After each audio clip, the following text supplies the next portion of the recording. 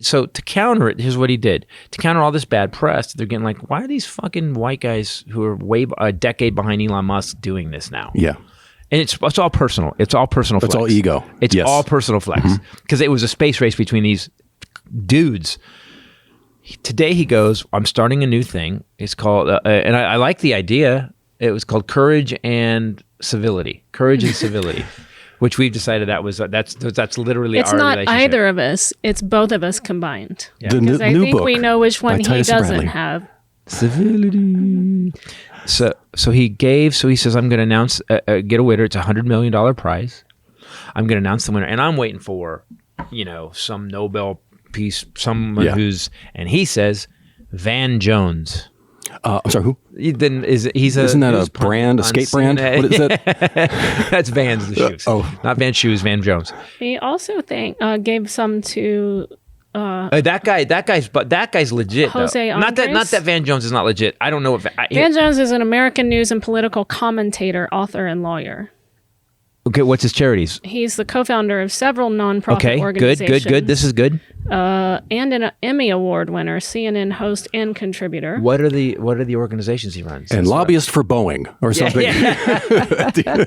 Lockheed Martin stockholder. I don't want to shit on Van Jones either, but I don't quite. It's a weird announcement. I like Van Jones. I just was like, what? Yeah, exactly. Wait, what? So he went to work today and left a 100 millionaire. Not a bad day. What are his charities? Can you tell me what Van Jones' know. charity? I'd like to know where the $100 million's going. I mean, not that I give a shit. It's Bezos can spend his money how he wants, but I do have to say, it's what's the He did work with the deaf. Trump administration and members of Congress to pass a criminal justice reform effort known as the First Step Act. He's currently CEO of the Reform Alliance, an initiative founded by Jay-Z to transform the criminal justice system. Okay, what's that? Okay, I know how I'll suck. I know how you'll agree with this.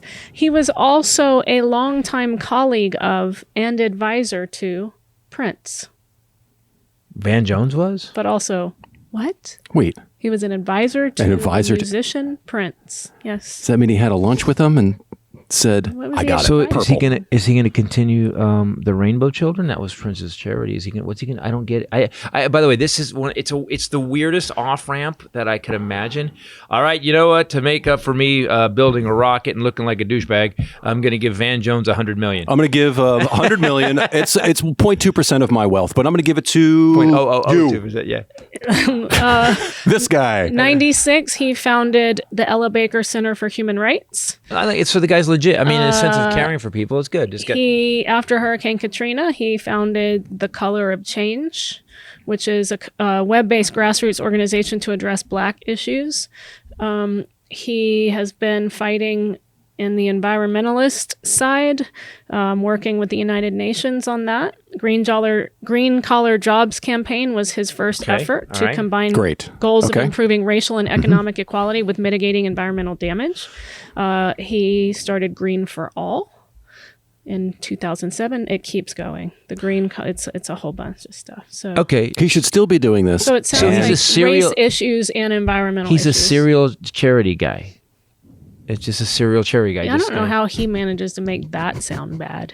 No, I'm just. I'm sorry. On to it. Listen, I totally listen. He's a charity guy. Listen. You start a bunch of organizations. What happened in those organizations? You get paid in those organizations if you run them. You do get to take a salary.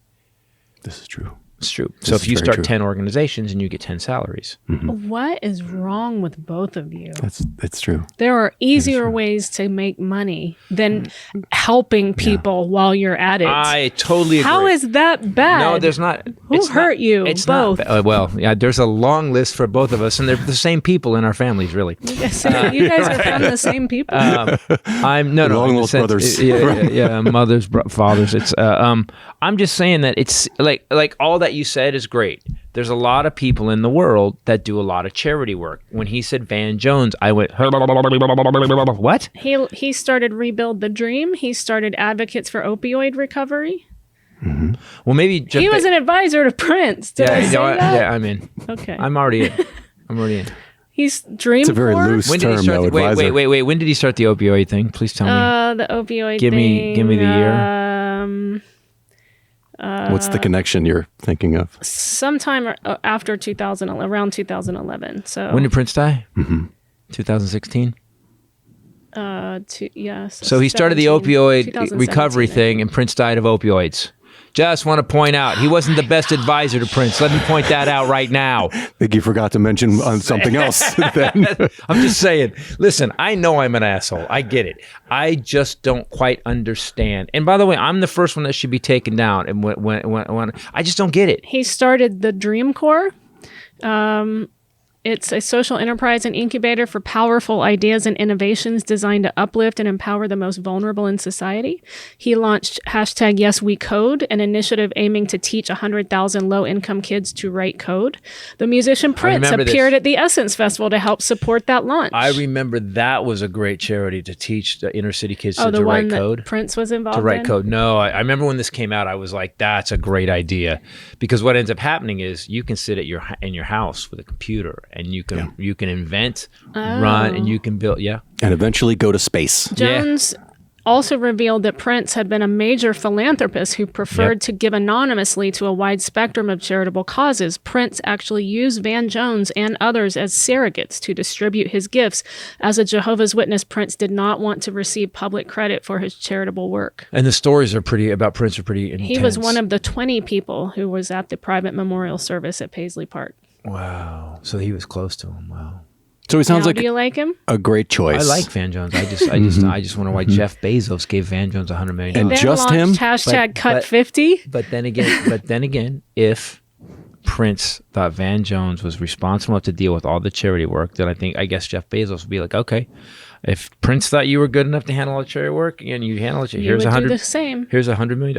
I guess I would too. If Prince referred someone, if I was going to give someone $100 million to handle charity, and Prince's dude was there, who Prince trusts to handle charity, I'd be like, all right, you're the guy. Okay, all right.